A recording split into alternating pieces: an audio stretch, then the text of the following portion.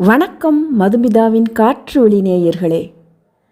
இன்றைய சிறுகதை வாசிப்பு நிகழ்வில் நாம் பார்க்க இருப்பது எழுத்தாளர் சுரேஷ்குமார இந்திரஜித் அவர்கள் எழுதிய சிறுகதை மறைந்து திரியும் கிழவன்.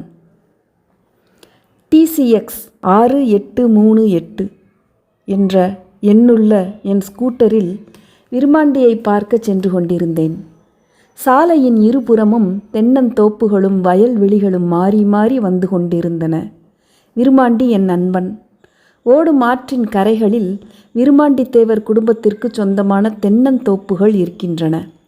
தென்னந்தோப்புக்குள் ஓர் அழகான வீடும் அவர்களுக்கு இருந்தது. அநேகமாக விருமாண்டி மட்டுமே அங்கு இருப்பான். அவன் குடும்பத்தினர் ஊருக்குள் குடியிருந்தனர். தென்னந்தோப்பு வீட்டிலிருந்து 1 கிலோமீட்டர் தொலைவில் ஒரு கள்ளுக்கடை. அங்கே அயிரை மீன் குழம்பு கிடைக்கும். ஆற்றில் வெகுநேரம் குளித்துவிட்டு விருமாண்டியின் தோப்பு வீட்டில் வாங்கி வைத்திருந்த கள்ளை குடித்துவிட்டு அயிரை மீன் குழம்பு சாப்பிட்டு முடித்து திரும்பி வருவது ஆனந்தமான அனுபவம். சாலையில் ஒரு உருவம் வண்டியை நிறுத்தும் சைகையுடன் கை நீட்டி நின்று கொண்டிருந்தது. சற்று அருகில் வந்ததும் தான் நின்று கொண்டிருக்கும் உருவம் இந்திரஜித் என்று தெரிந்தது. ஸ்கூட்டரை நிறுத்தினேன். விருமாண்டியை பார்த்துவிட்டு வரும் வழியில் தன்னுடைய மோட்டார் சைக்கிள் பழுதடைந்து நின்று விட்டதாக இந்திரஜித் கூறினான். தற்செயலாக நான் வந்தது நல்லதாக போயிற்று என்றும் மெக்கானிக்கை எனது வண்டியில் போய் அழைத்து வருவதாகவும் கூறினான். உன்னுடைய மோட்டார் சைக்கிளுக்கு நான் காவலா என்று கேட்டேன். அந்த மோட்டார் சைக்கிளை எவனும் எடுத்து செல்ல முடியாது, அப்படி ஒரு கோளாறு. நீ இங்கு காத்திருக்க வேண்டாம், அதோ தெரிகிறதே ஒரு இடிந்த வீடு, அதுவரை நடந்து சென்று விட்டு வா, பொழுது போகும் என்று கள் வாசனை அடிக்க கூறினான் இந்திரஜித். எதற்கு அங்கே போக வேண்டும் என்று நான் கேட்டதற்கு போய்ப்பார் தெரியும் என்றவரை என் ஸ்கூட்டரை வாங்கி கொண்டான். அவன் ஸ்கூட்டரை ஸ்டார்ட் செய்யும்போது ஞாபகம் வந்தது. விருமாண்டி தோப்பு வீட்டில் இருக்கிறானா என்று கேட்டேன். விருமாண்டி தென்னை மரங்களுக்கு உரம் வைக்கும் வேலையை செய்து கொண்டிருப்பதாக கூறிவிட்டு இந்திரஜித் கிளம்பினான். வயல்வெளியை பார்த்தேன். சற்று தூரத்தில் இடிந்த வீடு தெரிந்தது. அதையேன் பார்க்கச் சொல்கிறான் என்று எனக்கு புரியவில்லை. போய் பார்க்கலாம் என்று தோன்றியது. தென்னந்தோப்பையும் கதிர்கள் நிற்கும் வயல்களையும் கடந்து அந்த இடத்திற்கு செல்ல வேண்டும். நடக்க ஆரம்பித்தேன். தென்னந்தோப்பை தாண்டி வயல் வரப்புகளில் செல்லும்போது எனக்கு தடுமாற்றமாக இருந்தது. 2 பெரிய புளிய மரங்களும் இடிந்த வீடும் திடல் போன்று காணப்பட்ட அந்த இடத்தில் இருந்தன.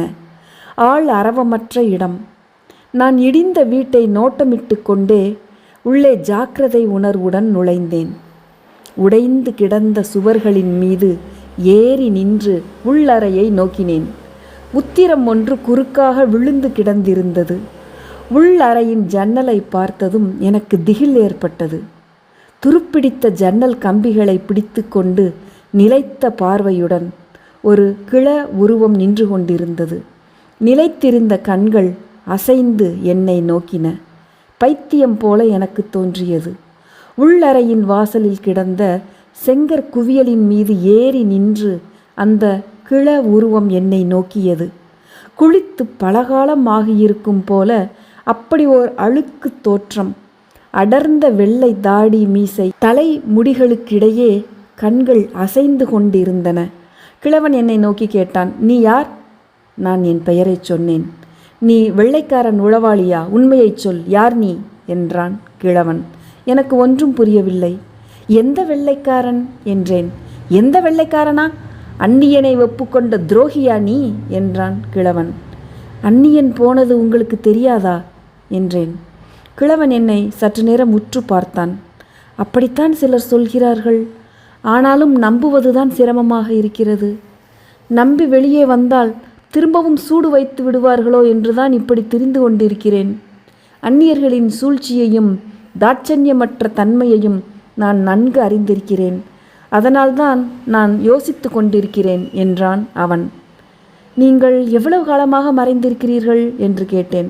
பல வருடங்கள் ஆனது போன்ற உணர்வை ஏற்படுத்தக்கூடியவை அந்த 10 நாட்களும் என்றான் கிழவன். 10 நாட்கள் என்பது என்ன கணக்கு என்றேன். 10 நாட்கள் என்பது ஓர் யுகம்தான். 1942 ஆகஸ்ட் 18ஆம் தேதி பிடிபட்டு ஒரு 10 நாட்களை பல வருடங்களாக கழித்தேன். 10 நாட்கள் என்பது பல காலமான மாதிரி. பல காலம் 10 நாட்களாக நீண்டு கொண்டே செல்கின்றது. 10 நாட்களிலும் நான் நரக வேதனையில் இருந்தேன் என்பதை அறிய வேண்டும். என் நண்பர்களை சித்திரவதையில் இழந்தேன். இதோ பார் சூடுபட்ட காயங்களை என்று சட்டையை கழட்டி நெஞ்சையும் முதுகையும் காட்டினான். குறுக்கும் நெடுக்குமாக சூடுபட்ட வடுக்கள் குரூரமாக காட்சி தந்தன. நான் கிழவனை அமரச் சொன்னேன். நீங்கள் என்னை கண்டு அஞ்ச வேண்டாம். நான் உங்கள் நண்பன். நீங்கள் வெளியே வரலாம்.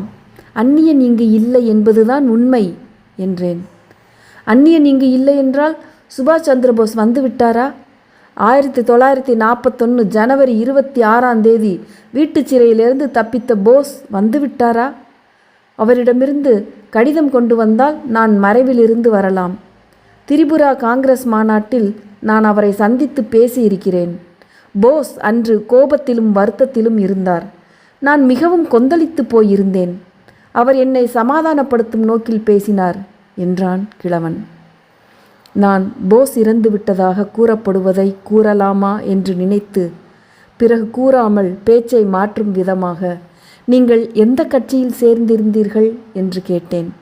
அதற்கு கிழவன், நான், சங்கரையா, பெருமாள் ஆகியோர் நாராயணசாமி தலைமையில் இயங்கும் தலைமறைவு இயக்கத்தின் முக்கிய உறுப்பினர்களாகச் சேர்ந்தோம். நீங்கள் பெயரை கேள்விப்பட்டிருக்கலாம் என்று சொல்லி யுவபாரத் என்ற பெயரை இரகசியமாகச் சொன்னான். நான் அந்த பெயரை கேள்விப்பட்டிருப்பதாக இரகசியத்தை கேட்கும் பொறுப்பில் நானும் பாவனை செய்தேன். உதிராம் போஸ் என்னை தனிப்பட்ட முறையில் கவர்ந்திருந்தார். 64 நாட்கள் உண்ணாவிரதம் இருந்து இறந்த ஐதீன் போஸ், சிட்டகாங் இராணுவ தளவாட பாசறையை சூறையாடிய சூர்யா சென் ஆகியோர் எங்கள் அனைவரையும் ஈர்த்திருந்தார்கள். இவற்றையெல்லாம் ஏன் சொல்கிறேன் என்றால், நீண்ட காலமாகிவிட்ட 10 நாட்களில் இவற்றையெல்லாம் பலர் மறந்திருக்கலாம். பலருக்கு தெரியாமலேயே இருந்திருக்கலாம். பலருக்கு இட்லி தின்று கொண்டே இருக்க வேண்டும் என்று தோன்றிக்கொண்டே இருக்கும். வேறு விஷயங்கள் நினைவில் இருக்காது. யுவபாரத் பற்றி உங்களுக்கு என்ன தெரியும் என்றான் கிழவன். தலைமறைவு இயக்கம் என்று நீங்கள் சொல்லும்போது அது பற்றி விவரங்கள் எனக்கு எப்படி தெரியும்? அதை பற்றி கேள்விப்பட்டிருக்கிறேன் என்பதைத்தான் நான் ஏற்கனவே கூறிவிட்டேனே என்றேன். சொல்கிறேன். யுவபாரத் நாராயணசாமி தலைமையில் துவங்கியது. பெங்காலைச் சேர்ந்த அஜாய் போஸ் என்பவருக்கும் அவருக்கும் இடையே தொடர்பு இருந்தது. நானும் என் நண்பர்கள் சங்கரையரும் பெருமாளும் அவரை தேவக்கோட்டையில் ஓரிடத்தில் இரகசியமாக சந்தித்தோம். எங்கள் மீது அவருக்கு நம்பிக்கை ஏற்பட்டது. அந்த நம்பிக்கை தொடர்ந்தது. நான் மிகுந்த துணிச்சல்காரன் என்பதுதான் உங்களுக்கு தெரியுமே. காட்டுக்குள் போலீஸ் பட்டாளத்திடமிருந்து, சாமோன் அர்னால்டிடமிருந்து நான் மட்டும் தப்பித்து வந்தது மட்டுமே என் துணிச்சலை காண்பிக்காதா? அது கூட தப்பு, அதிர்ஷ்டம் என்று தான் சொல்ல வேண்டும். நாகனாறு பாலத்தை நாங்கள் வைத்த குண்டுதான் தகர்த்தது. சூப்ரண்டு பெஞ்சமினை சங்கரையர் தான் சுட்டு கொன்றான். சங்கரையர் காங்கிரஸ் கட்சியிலும் இருந்து கொண்டு யுவபாரத்திலும் உறுப்பினராக இருந்தான். நாங்கள் இரகசியமாக கூடி ஒரு இடத்தில் மறைந்திருந்தபோது எங்களை போலீஸ் சுற்றி கொண்டது. பெருமாள் எல்லோரும் இறந்து விடலாமா என்று கேட்டான். பிறகு நாங்கள் கைதாகி நீதிமன்றத்தின் மூலம் சுதந்திர உணர்வை மக்களுக்கு உருவாக்கலாம் என்று நினைத்து கைதானோம். அது என்ன சந்தர்ப்பம் என்று தெரியுமல்லவா? காந்தி ஆகஸ்ட் 8 வெள்ளையனே வெளியேறு இயக்கத்தை ஆரம்பித்திருந்தார். நாங்கள் 18 கைதானோம். ஆனால் நாங்கள் போலீஸ் ஸ்டேஷனுக்கோ நீதிமன்றத்திற்கோ கொண்டு செல்லப்படவில்லை. எங்கள் கண்களையும் கைகளையும் இறுக கட்டி அவிழ்த்தனர். காடு போல தோன்றியது. பிறகு கால்களில் விலங்கு போட்டனர். போலீஸ் அதிகாரி அர்னால்டு எங்கிருந்தோ வந்தான். அவன் வந்ததும் எங்களை தனித்தனியே மரத்தில் கட்டினர். அதற்கு முன் எங்கள் ஆடைகளை அவிழ்த்து விட்டனர். கையில் வைத்திருந்த லத்தியினால் முதலில் நாங்கள் பார்க்க பெருமாளை அடித்தான். வலி பொறுக்க முடியாமல் பெருமாள் அலறியதை நாங்கள் கேட்டுக்கொண்டும் பார்த்து கொண்டும் இருந்தோம். கை ஓய்ந்ததும் சாவகாசமாக தண்ணீர் குடித்து ஓய்வெடுத்தான் அர்னால்டு. பெருமாளின் முகம் உடம்பெல்லாம் தடியினால் அடிபட்டு வீங்கி சிவந்திருந்தது. வலியில் முனகிக் கொண்டிருந்தான். ஓய்வெடுத்த பின் சங்கரையரை அடித்தான். என்னை அடிக்கும் முறை வருவதற்குள் நான் இறந்துவிட வேண்டும் என்று நினைத்தேன். ஆனால் இறக்கவில்லை. சங்கரையரை அடித்து ஓய்வெடுத்த பின் என்னருகே வந்து என்னை அடித்தான். அதை போன்றதொரு இம்சையை உங்களால் கற்பனை பண்ண முடியாது. வலியை அனுபவிக்காமல் இறந்துவிட வேண்டும் என்று மனம் விரும்பியது. வலியில் உயிர் துடித்தது. அப்படியே எங்களை விட்டுவிட்டு அர்னால்டும் அவரது பட்டாளமும் சென்று விட்டன. வழியில் எங்களுக்கு பேசுவது கூட இயலாத காரியமாகிவிட்டது. பசி கொன்று கொண்டிருந்தது. வறட்சியில் தொண்டை தவித்து கொண்டிருந்தது. இரவு முழுக்க குளிர் பயங்கரமாக தாக்கியது. ஏதேதோ பூச்சிகள் உடம்பில் ஊர்ந்தன. உயிர் சீக்கிரம் போக வேண்டும் என்பதே பிரார்த்தனையாக இருந்தது. சூடு வாங்கித்தான் ஆக வேண்டும் என்று இருக்கும்போது என்ன செய்வது? அடுத்த நாள் அர்னால்டு பட்டாளத்துடன் வந்தான். சாவகாசமாக சிகரெட் பிடித்து கொண்டே நெருப்பை உருவாக்கச் சொன்னான். கையோடு கொண்டு வந்திருந்த இரும்பு கம்பியை அதில் பழுக்க காய்ச்சச் சொன்னான். அவன் காரியம் எல்லாம் பதற்றமின்றி நிதானமாக இருந்தது. ஆத்திரப்பட்டோ ஆவேசம் கொண்டோ காரியம் செய்யவில்லை. மிகவும் நிதானமாக காய்ச்சிய இரும்பு கம்பியை எடுத்து வந்து சங்கரையரின் உடம்பில் இழுத்தான். கடைசியாக சங்கரையரின் வயிற்றில் குத்தினான். ஓர் அலறலில் சங்கரையரின் கழுத்து சாய்ந்தது. உயிர் போக வேண்டும் என்று என்னை அறியாத அவசரமாகவும் வேகமாகவும் பிரார்த்தித்து கொண்டிருந்தேன். அர்னால்டு கம்பியை நெருப்பில் காய்ச்ச கொடுத்துவிட்டு ஓய்வெடுத்து கொண்டிருந்தான். பிறகு சாவகாசமாக எழுந்து அதை எடுத்து பெருமாளின் வயிற்றில் மாறி மாறி சொருகினான். அதற்கு பிறகு கம்பியை காய்ச்ச கொடுத்துவிட்டு ஓய்வெடுத்தான். பின் கம்பியை வாங்கி கொண்டு என்னை நோக்கி வந்தான். அவன் முகத்தில் அப்படி ஓர் அமைதி தவழ்ந்தது. என் உயிர் எழுந்து அவன் குரல் வளையை நோக்கி பாய்ந்தது. பிறகு சூன்யத்திற்குள் உயிர் சுருண்டது. கம்பியின் இழுப்பில் அலறினேன். உடம்பெல்லாம் எரிந்தது. சாவகாசமாக கம்பியினால் என் உடலில் கோடுகள் வரைவது போல் இழுத்தான். உயிர் அலறி துடித்தது. சற்று நேரத்தில் கோடுகள் வரைவது நின்றது. கண்களை திறந்தேன். சாவகாசமாக சிகரெட் பிடித்து கொண்டு அர்னால்டு நின்றிருந்தான். பின் சிகரெட்டை கீழே போட்டுவிட்டு தன் பட்டாளத்துடன் வாகனத்தில் சென்று விட்டான். என்னை ஏன் கொல்லாமல் விட்டு சென்றான் என்று தெரியவில்லை. நினைவுகள் மங்கிக் கொண்டிருந்தன. உயிர் சாக துடித்து கொண்டிருந்தது.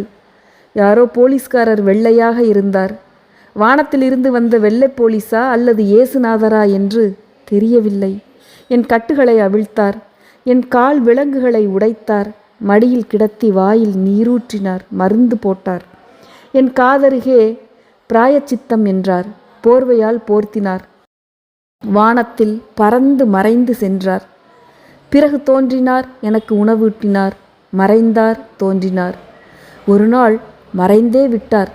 ரணத்தோடு எழுந்தேன். வெகு தூரம் நடந்து பிச்சை எடுத்து உண்டு அந்த புதிய இடத்தில் ஓர் அரசாங்க ஆஸ்பத்திரியில் சேர்ந்தேன். என்னை யாருக்கும் தெரியவில்லை. வானத்திலிருந்து வந்த வெள்ளை போலீஸ் அல்லது இயேசுநாதர் எனக்கு அப்படி ஓர் பாதுகாப்பை அளித்திருந்தார். அவரை என்னால் தெளிவாக பார்க்க முடியவில்லை. மறைந்திரு என்றார். நானும் மறைந்திருக்கிறேன். இன்னும் மறைந்து கொண்டே இருக்கிறேன். சுதந்திரத்தாய் வெற்றி கொண்ட பின் வரலாம் என்றிருக்கிறேன். கிழவன் பேச்சை முடித்துவிட்டு வெறித்து பார்த்து கொண்டிருந்தான். பிறகு எழுந்து, உன்னிடம் சொன்னதை யாரிடமும் சொல்லாதே. நான் மறையப் போகிறேன். யாரிடமும் சொல்லாதே என்று எழுந்து என்னை பார்த்து மலங்களாக விழித்து பார்த்து கொண்டிருந்தான். பிறகு வருகிறேன் என்று சொல்லிவிட்டு வயல்களினூடே ஓடி பார்வையிலிருந்து மறைந்தான். நான் திகைத்து நின்றிருந்தேன். கண்டதெல்லாம் கனவா அல்லது நினைவா என்ற பிரம்மை ஏற்பட்டது. மனம் துயரமாக இருந்தது. சிந்தனையிலேயே தென்னந்தோப்பையும் வயல்வெளிகளையும் கடந்து சாலைக்கு வந்தேன். சாலையில் என் ஸ்கூட்டர் மட்டும் நின்றிருந்தது. சாவி ஸ்கூட்டரிலேயே இருந்தது. இந்திரஜித் என்னை சந்தித்ததும் என் ஸ்கூட்டரை வாங்கிச் சென்றதும் உண்மைதானா என்று சந்தேகம் ஏற்படும்படியாக ஸ்கூட்டர் சாவியுடன் நின்று கொண்டிருந்தது. சாலையில் ஒருவரும் இல்லை. 3 மார்ச் 2013 வலைத்தமிழ்.com இணைய இதழில் வெளிவந்த சிறுகதை. நாளை மற்றுமொரு சிறுகதையுடன் உங்கள் அனைவரையும் சந்திக்கும் வரை அன்பு வணக்கம் கூறி விடைபெறுவது உங்கள் மதுமிதா. நன்றி, வணக்கம்.